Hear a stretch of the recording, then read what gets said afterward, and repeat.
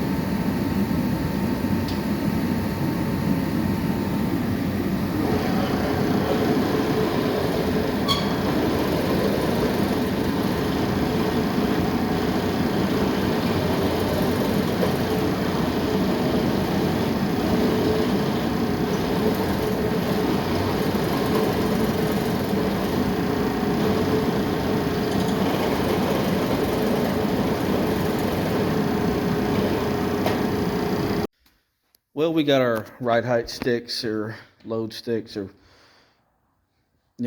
our makeshift stuff put on here to try to get some chassis numbers on the car.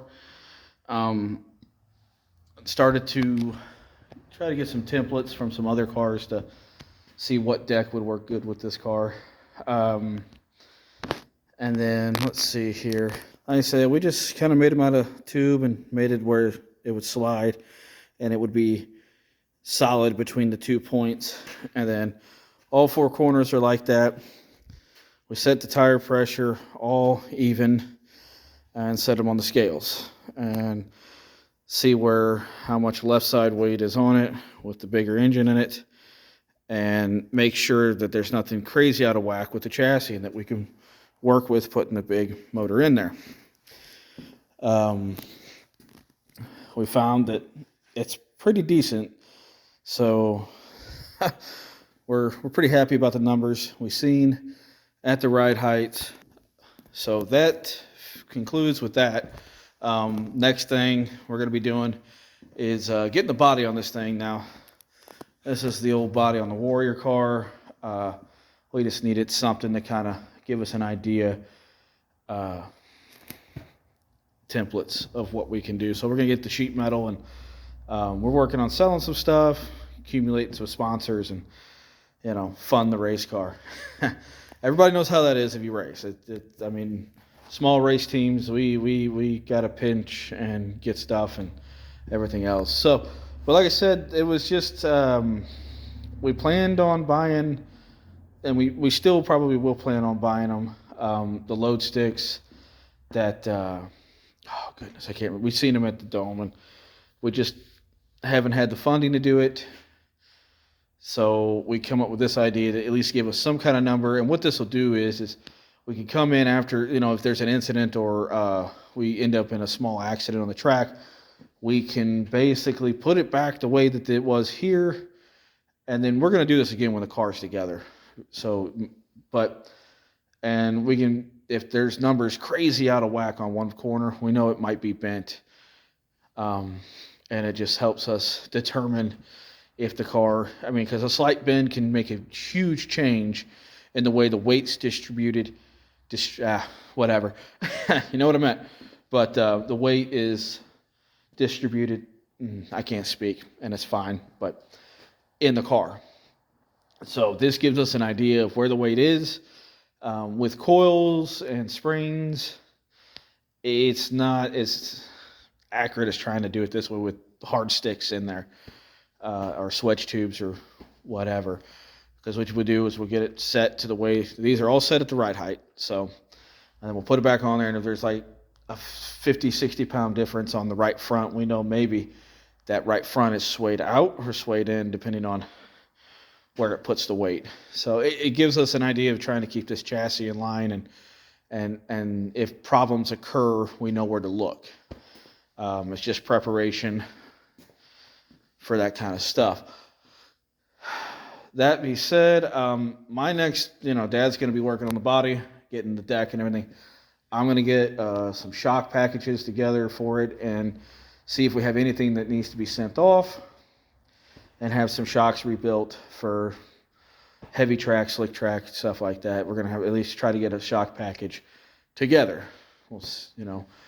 And then, like I said, everything else is set to spec for mastersbilt. And then we know that whatever changes we make at the track that makes the car better or worse, it'll go in our little notebook with all of our numbers. So, and that's a huge part of this racing. It's basically documenting and everything that you do to the car so that you know when something, the right direction to go. It's a little bit more different when you run multiple tracks like the big guys, but we're just trying to focus on our local tracks. So mainly, I believe this one here, we're going to mainly run a Tri-City there in Granite, and we're keeping this car together. We're going to go through it, make sure everything's good, and run Brownstown, because it's going to have a little bit more ump to it. It's going to have a bigger motor put in it too as well. Not like this one, but we have a pretty good small block that makes good power. That'll do really well at Brownstown and maybe Highland. I am not racing Highland at the beginning of the season because our luck there I don't know. It's a demon track for us. I love the facility. I love the people. But we have a hard time there, and it is a hard track to run.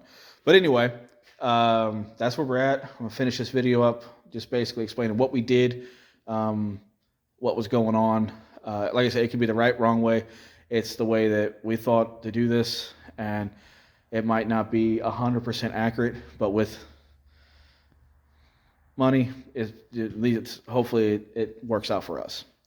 But that's it, guys. So see you next time, next episode, we'll get it. Hopefully there'll be a body on it, and we'll have that engine running. So.